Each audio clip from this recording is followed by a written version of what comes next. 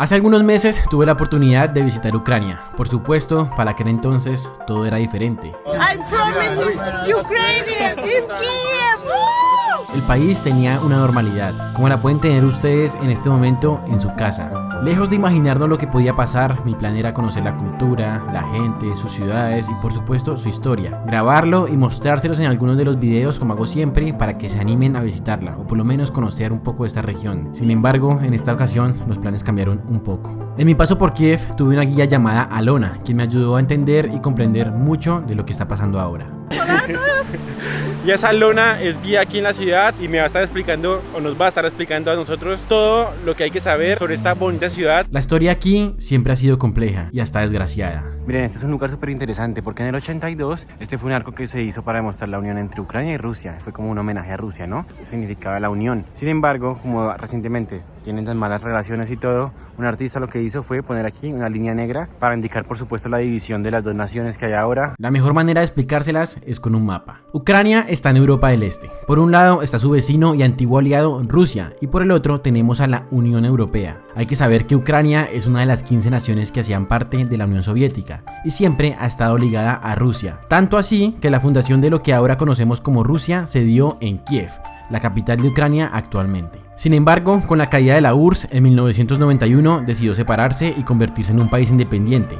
Desde entonces se ha mantenido de esa manera, un país como cualquier otro que ha tratado de mejorar su economía. Fue por ello que en el 2013 Ucrania estaba realizando negociaciones para tener acuerdos comerciales con la Unión Europea. Esto traería muchos beneficios a sus habitantes, sobre todo a los jóvenes, aunque por supuesto muchas personas no estaban de acuerdo con esto. A punto de cerrar los acuerdos con la Unión Europea, el presidente al mando, que era prorruso y cercano a Putin, decide cancelar las negociaciones y aceptar ayuda económica por parte de Rusia. Esto por supuesto no sentó nada bien en la población. Los jóvenes y estudiantes salieron a marchar principalmente en su capital, Kiev. Para resumirles mucho, lo que empezó como una pequeña marcha de estudiantes terminó convirtiendo a Kiev y su plaza principal en un campo de batalla por 92 días. Cuando en la plaza ya estaba tanta gente, policía y francotiradores empezaron a usar armas y disparar gente en la plaza central.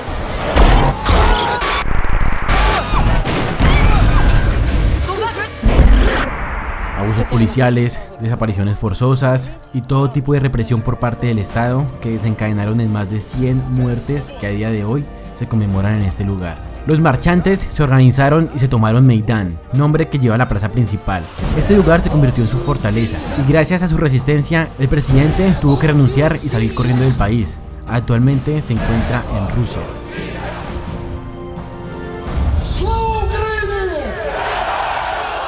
Con la huida del presidente y sin un gobierno definido, empiezan a aparecer soldados encapuchados prorrusos en la península de Crimea, un lugar estratégico para controlar los mares de esa región. La península de Crimea es región estratégicamente importante para Rusia porque está cerca de dos mares, Mar de Azov y Mar Negro.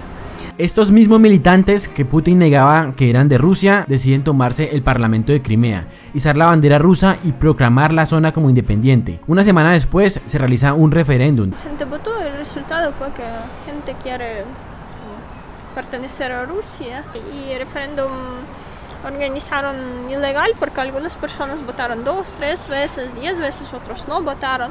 Hay gente que está a favor de Rusia, ahí sí hay, pero también hay gente que está a favor de Ucrania, por eso no todo es tan fácil.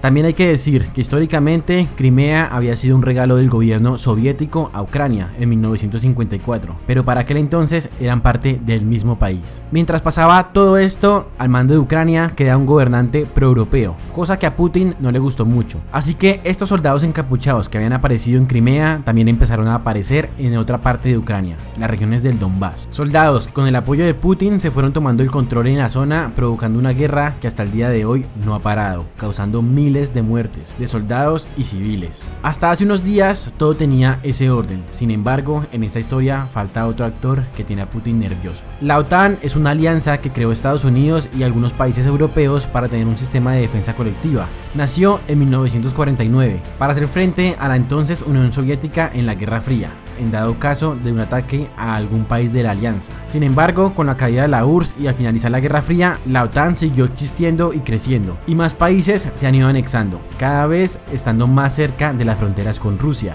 por lo cual a finales del año pasado Putin movilizó tropas cerca a la frontera con Ucrania y le mandó una serie de exigencias a los Estados Unidos. Una de ellas es que la OTAN dejara de crecer, que no realice operaciones militares en los países del este y una de las más importantes, que no aceptara a Ucrania en la alianza.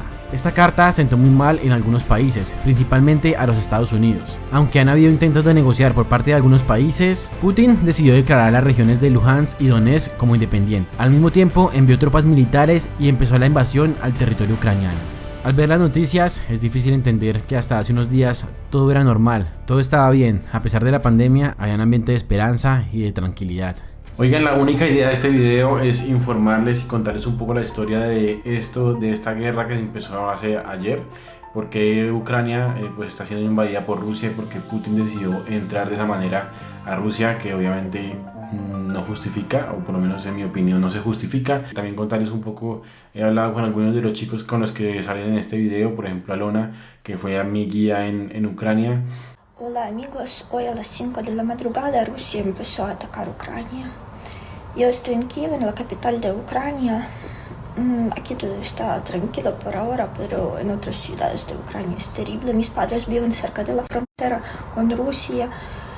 Ya no se puede ir a ese pueblo, mi papá es militar, por eso tienen alarma. Le van a pasar a otra zona, no sabemos a dónde. En este momento ya está en un refugio hasta donde sé. Anoche pues obviamente fue la peor noche, han pasado bombas, han publicado algunas stories. Tengo otros amigos que conocí en el viaje que se escaparon de la ciudad, bueno, huyeron de la ciudad mejor dicho. Están por ahí en otros lugares escondidos, pues muy alejados de Kiev. Y otra guía que tuve en el Museo de Misiles Nucleares cuando estuve en la parte del sur del país, está digamos también que resguardada en un búnker con su hermana por el momento. Obviamente todos están paniqueados, tienen mucho miedo y ninguno se esperaba que eso sucediera. Así que nada, espero que este video les haya servido para entender un poco lo que está pasando en Ucrania y nada, se hagan una idea de lo que es la historia de este lugar.